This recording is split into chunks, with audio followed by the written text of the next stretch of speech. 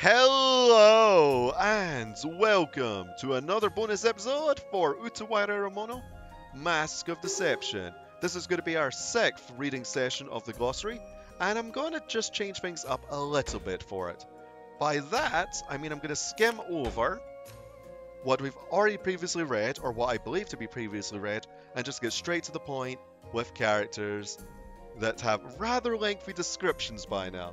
Because, while the glossaries did start off at around 10 minutes, they then jumped to eventually 20 minutes. And I don't want to go through the whole thing when it's 30 minutes onwards. Maybe at the end of the game, however, I might just read everything. Don't know when though, because it's going to be one heck of a long reading session. So, I believe with Anju, we'll just start off from here. She reads other people's books and eats their snacks without permission. Moreover, she brags that the God Incarnate's child cannot gain weight. To the annoyance and dismay of the ladies, however, such childish acts are often attributed by the adults around her to her youth and inexperience. She is infatuated with Oshtal, and tends to be found at the center of numerous commotions. She soon starts enjoying the company of Haku, who treats her more like a friend than a princess. Atwi? Ooh, okay, so what bit have we read? I think we'll start with the... She's a person of immediate action. She's a person of immediate action. This often means more trouble for the team. In battle, she wields her two-pronged spear and acts like a bloodthirsty berserker who enjoys the thrill of violent conflicts. Though she fights bravely as her team's one-woman shock troop, her eagerness for combat often drives her to advance too far into the fray before anyone else can catch up. And then I believe... yeah, we've read the duality part before. Candy vendor. Right, so what did we read with this? Okay, we haven't read the identity part. His true identity is Mikazuchi. The candy vendor is a disguise he often uses to blend in among the citizens. Okay, we haven't read anything in relation to this guy though. So let's start. Gund Rua, the king of Uzurusha. He dominated and controlled more than 100 nomadic tribes, and unified them into a formidable military power. In accordance with his treating the entire nation as an army, Gundrua pillaged and absorbed smaller nations around Uzurusha, and used the momentum to try to invade Yamato. Yakwalt, another new face. A man who's made a name for himself as a legendary swordsman. Tales say he entered an imperial tournament and effortlessly defeat all other combatants, and that he holds a record of flawless victories against the countless sword fighters who have sought him out and challenged him. He earned his title of Yakwalt, the Mirage Blade, thanks to his unbelievably quick swordplay, blurring the air around him and leaving mirage-like afterimages in the air. Yakwalt is a passionate and honourable man who cares about his family and friends dearly. The tale of him declining the Mikado's offer of the title of Master Swordsman has passed into modern myth. However, because of his Ronin-like clothing and his ever-casual manner of speaking, he is often seen as an easygoing person of frivolous disposition. He was forced to fight Yamato when the forces of Uzurusha had taken his loved one as a hostage, but he instead chose to join forces with Haku and the others. In combat, he provides support to Haku with both his sword techniques and thoughtful insights stemming from his experienced outlook. Okay, who's up next? Mikado. There shouldn't be too much to read about him, right? We know about that, we know about that. We know about the Ururu and Surana part. Okay, it's about this then. In the Uzurusha conquest, he sent an emissary to tell the king, Gundrua, to surrender his life, in exchange for the safety of the people of Uzurusha. Okay, Mikazuchi. Shouldn't be too much new about him either, probably in relation to the candy vendor. I think we'll just start from the one day part, just in case. One day, he summoned Haku and Nekune to his manor, and treated them with snacks and tea while Nekune shivered in fear. Assuming that the sudden hospitality was part of some scheme to trap them, later he revealed that the candy vendor Sakon as his disguised identity, and opened up to Haku and Nekune, revealing that he saw his ideal future in Haku. A life like that of a humble candy vendor, who can freely visit any place in the country whenever he wishes. Huh. Okay, something new of Nekune. Okay, we know about that, we know about that. We know about archaeology as well.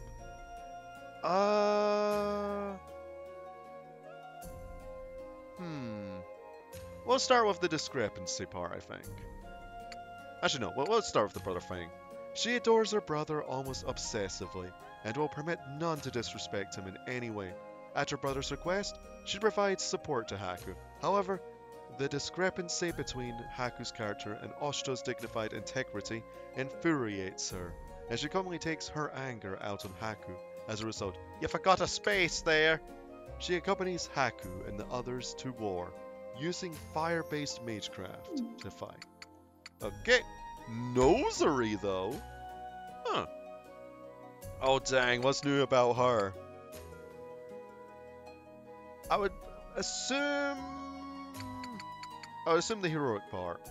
After reuniting with Haku as a heroic outlaw, she moves into the Hakoro Kakuen to assist him on his missions. Her goal is to become famous as a generous bandit and restore the honor of her family name. She has a strong sense of justice, but this only seems to fuel her delusions of grandeur. Her somewhat careless character often brings unnecessary complication to the team's endeavors. Okay, nothing new about Ogi though. Oh, Sakon. Oh, this is just the candy vendor, but now with a name. I guess we have to read the full thing. An old man who owns a candy vendor stand in the imperial capital. He seemed to like Kuon, Nekune, and Rulete, and gifted them with candies that were designed for them. Haku, however, received a candy that more resembled a gigiri, insect-flavored. His true identity is Mikazuchi. Sakon is a disguise he often uses to blend in among citizens. Why couldn't they just add that to the candy vendor? Oh, I don't know. Oh, Shinonon, the adopted daughter of Woltz, a little girl who is always cheerful. She was taken as a hostage by Uzurusha, but was rescued thanks to a scheme devised by Haku. Oh, I knew that she was adopted. Hey, this confirms it. Okay. Nice. And that's all the people done? I pressed the wrong button. Good job, me. I meant to press R1. Right. Maruruha. Located far north of Yamato, it borders Uzurusha. It's been an essential part of the land's transportation routes, and the path that connects the main countries runs down the middle. Because of their location, they were early victims of the Uzurushan attacks, but thanks to Yamato's help, it ended with only minor skirmishes. Recently, a strong defensive wall was put up along the borders, but was taken down by an unexpected attack by Gundrua. Nagira, a hilly region east of the imperial capital. In between the forests used for wood, there are agricultural fields built into the slopes. The area often experiences extreme temperatures, but they're known for producing high-quality tea leaves.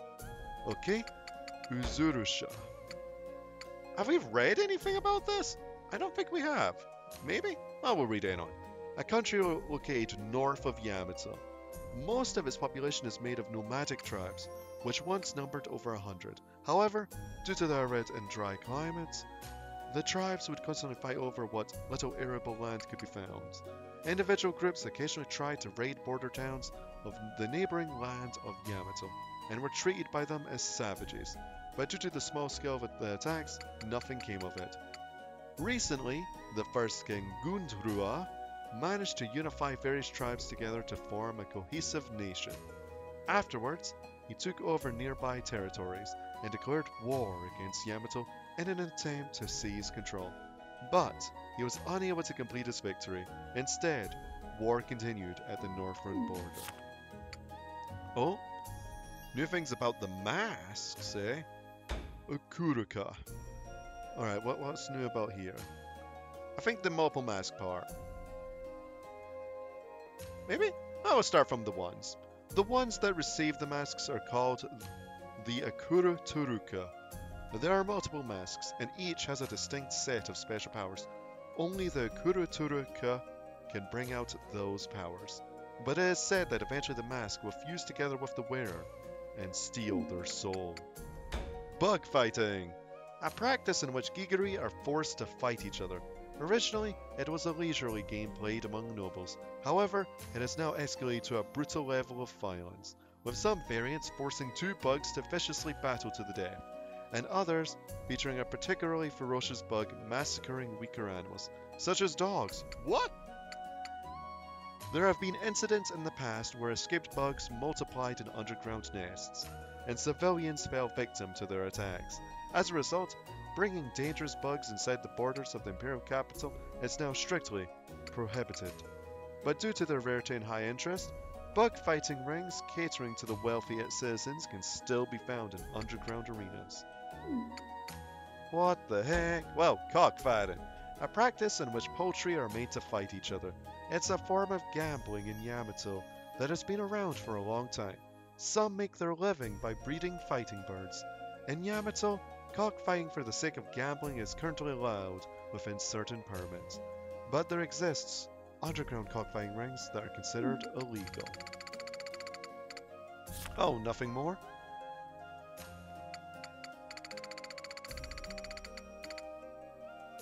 Oh, we found something in the lifestyle. What's this about? The Nagira tea leaves. Tea leaves grown in Nagira. Since only a limited amount is transported, it is traded at high value. The tea itself has a light brown color, and the higher grade leaves have a fruity aroma. Okay.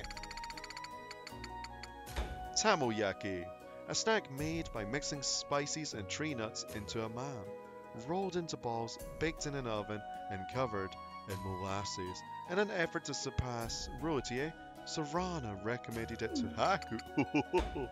Torayaki, a snack made by mixing an egg with a mam, cooked on a griddle with honey-infused fruits placed into it.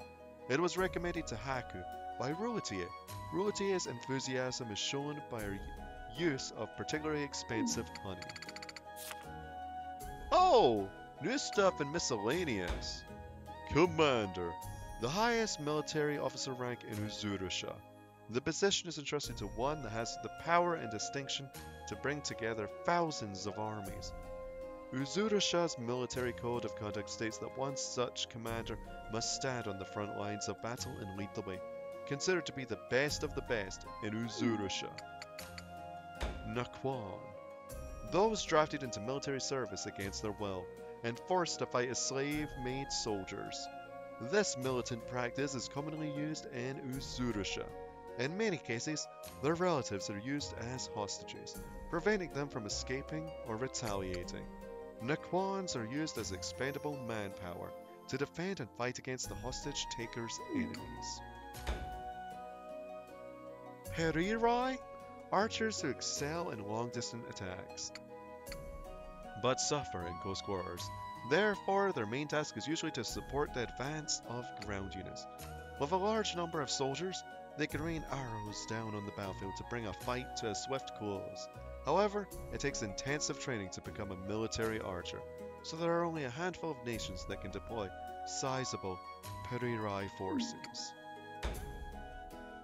Rakusharai, mounted troops that ride Woltz to deploy high-speed tactics. Because of their mobility and charging power, they are quite powerful in flat, open terrain. However, they can't work effectively in forests and hilly regions. Normally, they are deployed to the battlefield along with infantry divisions to cover each other's shortcomings and optimize their military effectiveness. Tactician, a type of military strategist in Yamato.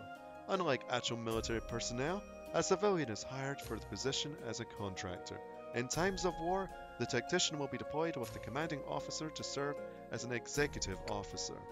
It is a highly paid position that requires special skills, but as the tactician is merely an employee of the commanding officer, their suggestions will often be disregarded.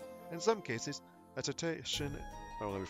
A tactician is used as a convenient scapegoat for the military failure.